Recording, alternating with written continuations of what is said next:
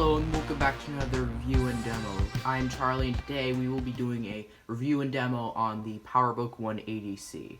PowerBook 180C was released in 1992 and was one of the first Apple laptops that feature a color screen. This thing is a 9.5-inch active matrix color screen, which is a very good screen for gaming on a laptop such as this one from the era. Believe it or not, the Macintosh PowerBook 180C may be the ideal vintage Mac for any vintage Mac enthusiasts or any vintage computer game enthusiasts. It has a built-in 3.5-inch floppy disk drive. It has a built-in trackball for moving the cursor around the screen. It has a built-in speaker for all your error noises. It even has a built-in microphone.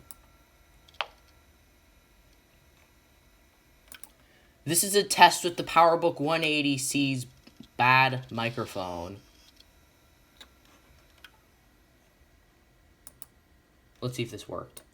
This is a test with the PowerBook 180C's bad microphone. Not that bad.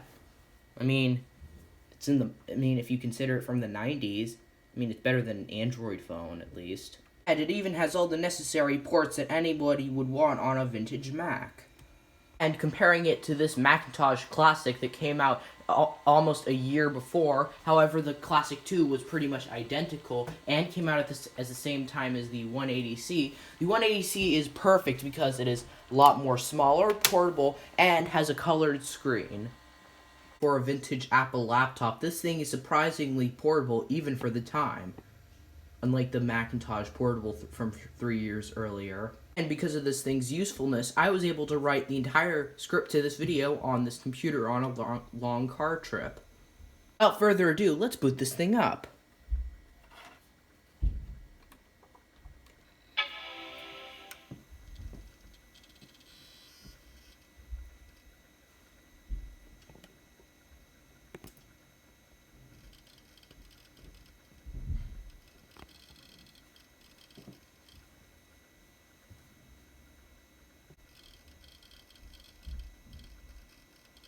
So now that we have successfully booted into the operating system, it is time to demonstrate some software. But first, let's see what Mac OS we're running.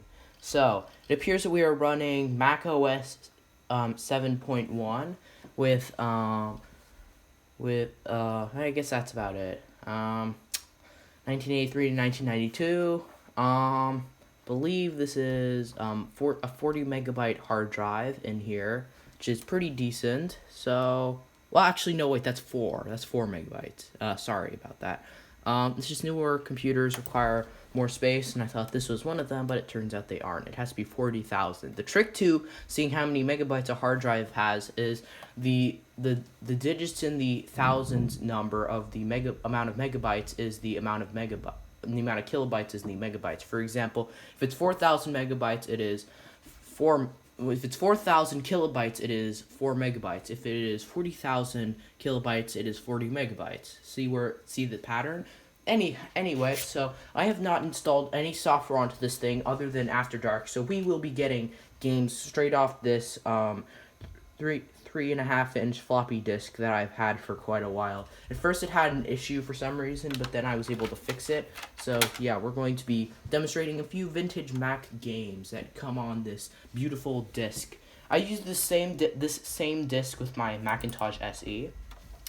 I would like to mention that when I got this computer, the hard drive seemed to be working fine, because these computers are known for failing hard drives, but when I unplugged it to see how long the battery would last, it didn't last any time, and when I plugged it back in, the hard drive appeared to be dead, but all I had to do was reinstall the OS, and now it is perfectly working. I would like to mention that the battery was all corroded and bulged up, and it took a while to get it out without damaging the computer, and the battery is completely destroyed now, and I do not know where it is. I think I threw it away, but it is long gone, but it did not damage the computer in any way. It didn't even completely corrode away the pins, which is pretty good. So another battery could possibly work in it if I were willing to rebuild it, but I think I'll work off of external power for now. Anyway, so we have quite a few games on here. For some reason, their textures aren't loading up. I don't know why, but these are these are all the vintage Mac games that I have in my collection. So I think we're gonna start off with Tetris because I've been playing Tetris a lot on this machine and it is very enjoyable. The keyboard feels a bit funny, but it's kind of satisfying just tapping all the different keys on it to connect the blocks, and I've gotten pretty good at it, especially on the Mac version. I was more used to the Game Boy version, but I've pretty much mastered the Mac version. So yeah, here's Tetris, and we are going to be playing like maybe 1 or 2 games. So we're gonna go to level 5, I guess, and yeah, we're gonna start the game. So the controls are L to go right, J to go left, and K to rotate, and space to drop. I'm not going to demonstrate the drop because I'm trying to get a good game.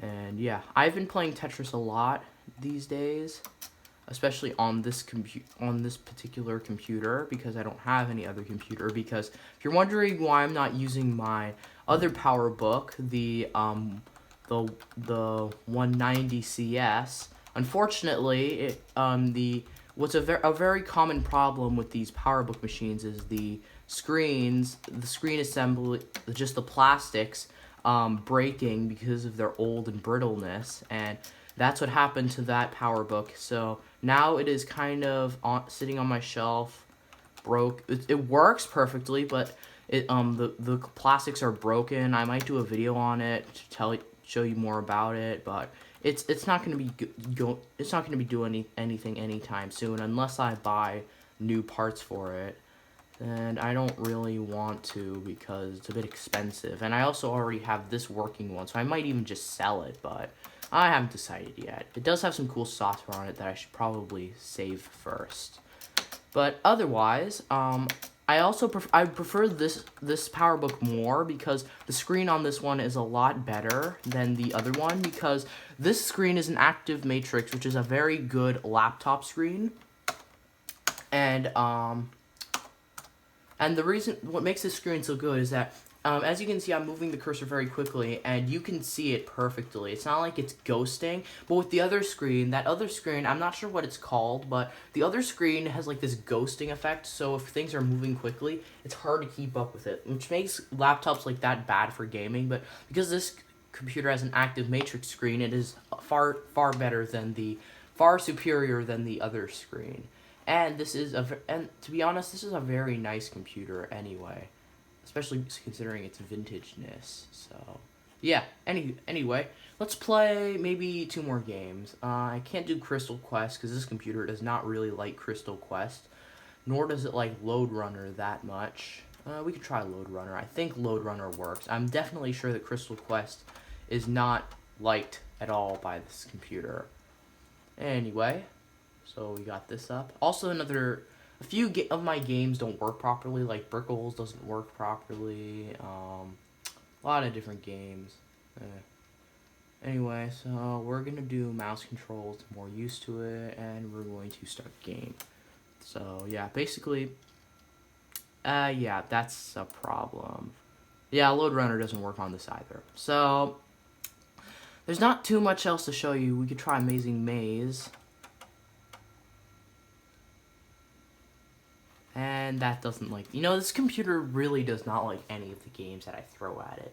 Because stuff like this happens, and then it's unreversible, so I have to reboot the computer, but yeah, it's kind of annoying.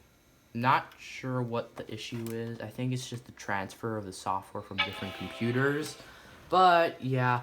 I don't really have the original copies to these games anymore on the computer because the majority of these games came off of my Macintosh Classic, and those games are now, the original copies of those games are now gone because I erased the Macintosh Classic because of the memory manager error, if you haven't seen that video, and it's kind of disappointing because now I have all these broken games, oof. But I am trying to figure out a way how to get software onto these Macs involving the internet, so that's an upcoming project. So we're gonna see if we can play 1 more game. If we can, I'll just show you some other things interesting things on this computer. So we're gonna try one more game, and if this doesn't work, then we will try something else.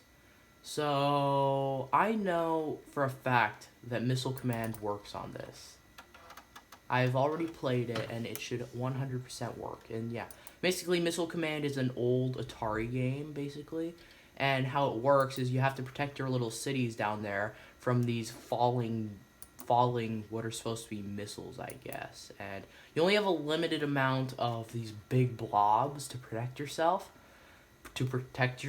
And you just have to go as long as you can and get the highest score. So that's what I'm going to be doing. It gets a lot harder at like level 4, barely beatable. And I feel like I'm about to die. It's best to get a lot at once so that you don't like waste your ammo, I guess what's it's called. But yeah. Anyway, we're just gonna continue this until we die. It's a pretty well-made game, to be honest. It's not the worst I've seen. It's not the best I've seen.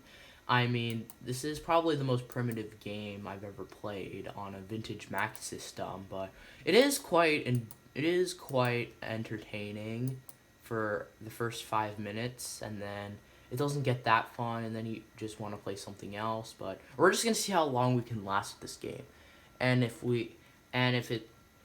I spend like 2 more minutes on it, I'm just gonna die on purpose because I have more stuff to demonstrate, and this video can't be half an hour long because nobody wants to watch a half an hour long video about some kid playing on a 30-year-old laptop. So anyway, round 4. Okay, this is where it gets pretty insane. It's like there are lots of missiles, and some of them like split into smaller missiles. Oh crap, oh crap, oh crap. Oh crap. Shoot, shoot, and that's dead. Oh crap. Save them. Oh shoot. That was a close one. Okay, so if any missiles are going here, I don't have to. Oh, I got a bonus one? Come on. Why you give me bonus city? I mean, I know it's good. Oh crap. What am I doing? See, look, this is what I mean. They like split. Now I'm just gonna go crazy. Now I'm just gonna die. Yep. Alright, I only have one city left to save, which is this one. And I don't even have any ammo left. Oh well. Well, I'm dead. I am died. I feel like this was made with like a paint program, because like some of the areas here don't really get erased. So anyway, I really do not want to play this game anymore. So yeah, we're gonna quit that. So yeah, now that that's over, now it's time to demonstrate some more interesting things on this software. So I mean, there isn't too much. There's teach text, which is just like a built-in thing. And what else we got? We got what else? We have control panels. Let's see control panels. There's something cool I want to show you. So there's this control panel called sound. I think I already demonstrated this earlier, but what's cool about this is that you can like record your own sounds and you can use them as error messages. This was a stupid one that I made at school, which is supposed to be like a meme.